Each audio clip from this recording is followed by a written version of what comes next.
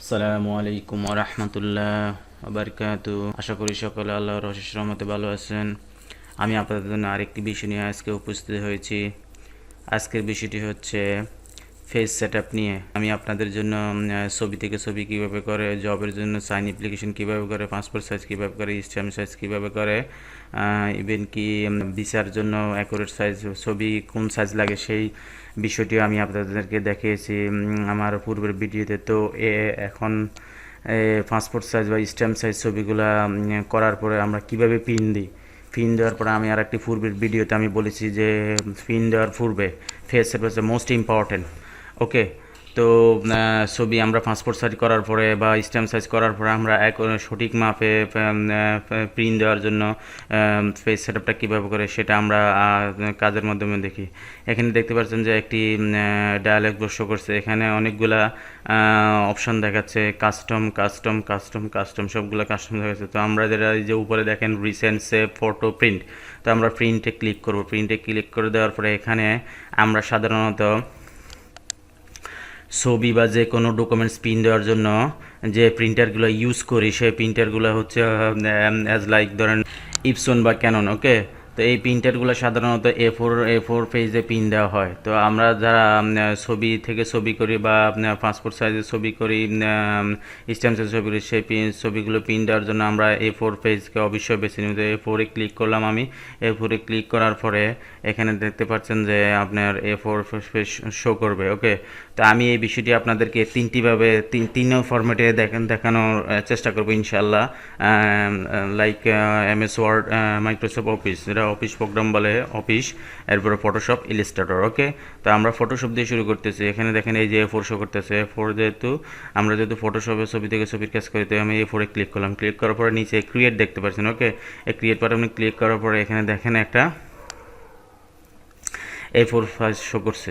A4 সাইজের page show করছে। A4 সাইজের সাইজটা হচ্ছে A4 পেজের সাইজটা হচ্ছে, আমরা এখানে ইমেজ টু সাইজে দেখেন এখানে 8.26 ইঞ্চি, অবশ্যই ইঞ্চির মাপ হতে হবে। 8.26, তারপর হচ্ছে হাইট হচ্ছে 11.693। ওকে, তো এটা আমরা পেলাম। পাওয়ার পরে এটা হচ্ছে ফটোশপে। তো এখানে যদি আমরা অবশ্যই আমি আগেও দেখাইছি আপনাদের, এখানে যে কোনো একটা ছবি আমরা যদি এনে দিয়ে দিই, সাপোজ কোথায় যেতে হবে ছবি এখানে পিন দেওয়ার জন্য, আমরা ছবিটা অ্যারেঞ্জ করার জন্য কোথায় যে কোনো একটা ছবি আনতে হবে, ফাইলে যাব বা কন্ট্রোল-ও দিলেও আপনি এখানে আসবে। যারা নতুন তাদের জন্য দেখাচ্ছি আমি ফাইল টু ওপেনে যাওয়ার পরে এখানে অনেকগুলো ছবি অবশ্যই শো করবে। আমি এই ছবিটা নিয়ে আসলাম। এখন এটাকে জাস্ট সিম্পল আমি দেখাচ্ছি। এখন এটাকে Ctrl-A দিয়ে সিলেক্ট, আমি অবশ্যই আগে দেখি Ctrl-A দিয়ে সিলেক্ট, Ctrl-C দিয়ে কপি, Ctrl-A সিলেক্ট, Ctrl-C দিয়ে কপি, দেন এখানে আপনি ছেড়ে দেন Ctrl-V, ভেরি গুড ভি। ওকে, Ctrl-V হয়ে গেল। এখন আপনি এটাকে সিম্পলি আপনি এটাকে কী করবেন, এখানে জাস্ট উপরে উঠে অল্টা শিফট ধরে দেখেন অল্টার দিলে এখানে একটা কপির মতো সাদা, এই যে কালোটার নিচে, এই যে কাটসারের কালোটার নিচে একটা সাদা, অল্টার শিফট ধরে আপনি জাস্ট সোজা করে টেনে দেন, অল্টার শিফট ধরে সোজা করে টেনে দেন। ওকে, একদম সোজা হয়ে যাবে। এটা অবশ্যই আমি পূর্বের ভিডিওতে দেখাইছি। এই ওকে, এখন দেখা গেলো যে কোনোটার মাঝখানে একটু গ্যাপ কম গ্যাপ বেশি, এটা অবশ্যই আমি পূর্বের ভিডিওতে দেখাইছি। জাস্ট কিবোর্ডের লেফট রাইট বাটন টিপে আপনি এদিকে একটু দিয়ে দেন। ওকে, না হলে মাঝখানে আপনি গ্যাপ রাখতে পারবেন না। ছবি যখন পিন করার পরে কেচে দিয়ে কাটা হয়, গ্যাপটা থাকবে না, সাদা একটা বড় থাকবে না। তো এটাকে কী করতে হবে, এই যে অনেকগুলো লেয়ার দেখাচ্ছে না এখানে, জাস্ট শিফট ধরে উপরটা ক্লিক, নিচেরটা ক্লিক, Ctrl-E, কিবোর্ড থেকে Ctrl-E, আবার Ctrl-E। ওকে, সবগুলো লেয়ার মার্জ হয়ে গেলো, একটা লেয়ারে পরিণত হয়ে গেল। দেন এটা কী করতে হবে, প্রিন্ট দেওয়ার জন্য কিবোর্ড থেকে Ctrl-P বা ফাইল থেকে প্রিন্ট। ওকে, এখন আপনাদের প্রিন্টারটা কি সেটা আপনারা ভালো বোঝেন। তো এখানে প্রিন্টে ক্লিক করলে আপনার এখানে উপরে একটা ডায়ালগ বক্স শো করবে। আমার এখানে যেহেতু আমার দুইটা প্রিন্টার আছে, এখানে টোশিবা দেখাচ্ছে, ইভেন কি আমার হলো কালার প্রিন্ট হচ্ছে ইপসন কালার প্রিন্ট। ফটোশপ সাধারণত আমরা ফটো প্রিন্টে দিলে কালারে দেখাচ্ছে। ওকে, এই জাস্ট প্রিন্টে ক্লিক করলে আমার এখানে প্রিন্ট হয়ে যাবে। তো এটা গেল আমাদের ফটোশপের ব্যাপার। তো আমরা কি করব এখন, MS ওয়ার্ডে দেখাবো, ইলাস্ট্রেটরে দেখাবো, সেম কাহিনী সেম পদ্ধতি। MS ওয়ার্ডেও একটু ব্যতিক্রম। তবে এই বিষয়গুলো মনে রাখতে হবে আপনাদের। আমি যেটা আপনাদেরকে অবশ্যই সাজেস্ট করব, প্রিন্ট দেওয়ার পূর্বে ফেস সেটআপটা মোস্ট ইম্পর্টেন্ট। এই জন্যই আমরা যদি এই কি যে আমি এটা এই পরে সেট আপ করলাম, আপনি যদি লেটারে সেট আপ করেন অবশ্যই আপনার এখানে উপরে অনেকগুলো জায়গা খেয়ে নিবে বা আপনার এখানে ছবির মাথাগুলো কেটে যেতে পারে। সেম আমরা এখন যদি আমি এমএস ওয়ার্ডে যাই, আমি অবশ্যই এমএস ওয়ার্ডটা ওপেন করতেছি। এখানে এমএস ওয়ার্ড ওপেন হচ্ছে, দেখতে পাচ্ছেন আপনারা এমএস ওয়ার্ডটা ওপেন হয়েছে। এমএস ওয়ার্ডটা ওপেন হওয়ার পরে আছে এখানে জাস্ট এই যে রোলারটা দেখতে পাচ্ছেন, এখানে ডাবল ক্লিক করবেন, মাউস দিয়ে ডাবল ক্লিক, মাউস দিয়ে ডাবল ক্লিক করলে সেম একটা ডায়ালগ বক্স শো করবে। কী করে কী শো করছে এখানে ফেস সেটআপ। ওকে, এই যে উপরে ফেস সেটআপ শো করছে। হ্যাঁ, ফেস সেটআপ শো করার পরে এখানে মার্জিন দেখাচ্ছে, এই যে দেন টপ বটম লেফট রাইট। ওকে, তো এখানে কিন্তু প্রোটিয়েট আর ল্যান্ডস্কেপ, প্রোটিয়েট আর ল্যান্ডস্কেপ ফেস শো করছে। আমরা সর্বপ্রথম পেপারে যাবো। এই যে দেখেন পেপারে যাওয়ার পরে পেপারে ক্লিক করবো, লেটার শো করতেছে। লেটার শো করার পরে আপনারা জাস্ট এখানে A4টা সিলেক্ট করে দেবেন। এই যে A4, এই যে নীল দেখতে পাচ্ছেন A4টা সিলেক্ট করার পর দেওয়ার পরে আমরা all side top bottom left right all সাইডে 1 ইঞ্চি দিয়ে আমরা ক্লিক করে দিব। ওকে, ক্লিক করে দিলাম। ওকে, হয়ে গেল এখানে A4 সাইজ, একদম 1 কোটি A4 সাইজ হয়ে গেল।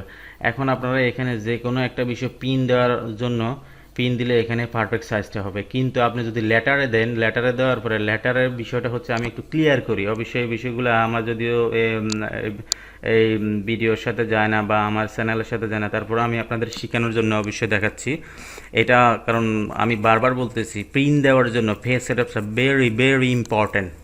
ওকে, ভেরি ভেরি ইম্পর্ট্যান্ট। আপনারা আরও একটি বিষয় শেয়ার করে, আমি পূর্বে শেয়ার করেছি, আপনারা যে কোনো জায়গায় চাকরির ক্ষেত্রে চাকরির জন্য গেলে আপনাদেরকে কি দিবে বুঝছেন?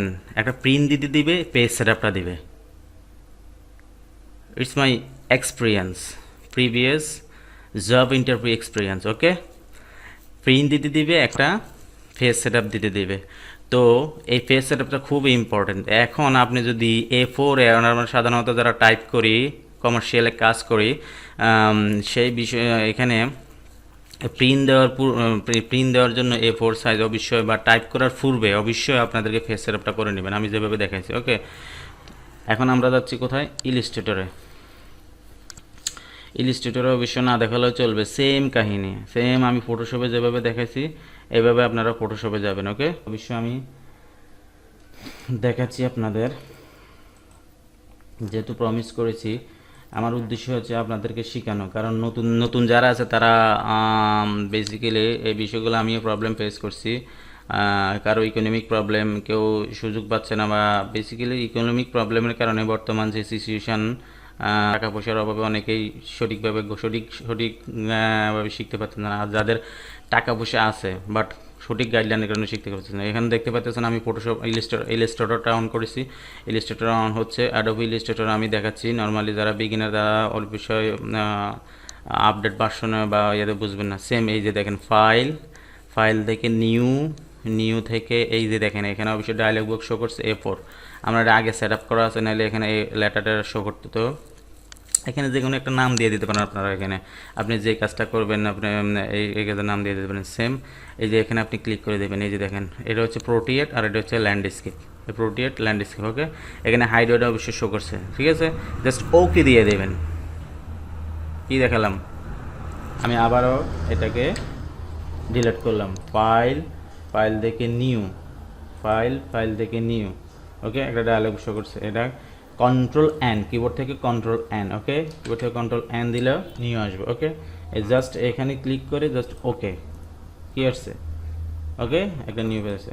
তো বন্ধুরা, এই ছিল আপনাদের জন্য আমার বিষয়টি। তো ভালো থাকবেন সবাই। আমার পরবর্তী ভিডিওর জন্য ইনশাআল্লাহ অপেক্ষা করবেন। আমার ভিডিও দিয়ে অবশ্যই যদি আপনাদের উপকারে এসে থাকে, আমার এখান থেকে যদি আপনারা কিছু শিখে থাকেন, তো আমার ভিডিওতে একটা লাইক দিবেন, কমেন্ট করবেন, এবং আপনারা পরবর্তীতে কোন ভিডিও চাচ্ছেন সেটা অবশ্যই কমেন্ট বক্সে জানাবেন। আমার চ্যানেলটিকে সাবস্ক্রাইব করে পাশে থাকা বেল আইকনটি ক্লিক করে আমার চ্যানেলের পাশে থাকবেন। আমি নতুন নতুন ভিডিও করতে অনুপ্রেরণা পাই, আপনার জন্য নতুন ভিডিও করতে আমি উৎসাহ পাবো। তো যারা ইতিমধ্যে সাবস্ক্রাইব করেন তাদেরকে ধন্যবাদ, আর যারা সাবস্ক্রাইব করেন তারা অবশ্যই আমার চ্যানেলটিকে সাবস্ক্রাইব করবেন। তো সবাই ভালো থাকবেন। আসসালামু আলাইকুম ওয়া রাহমাতুল্লাহ।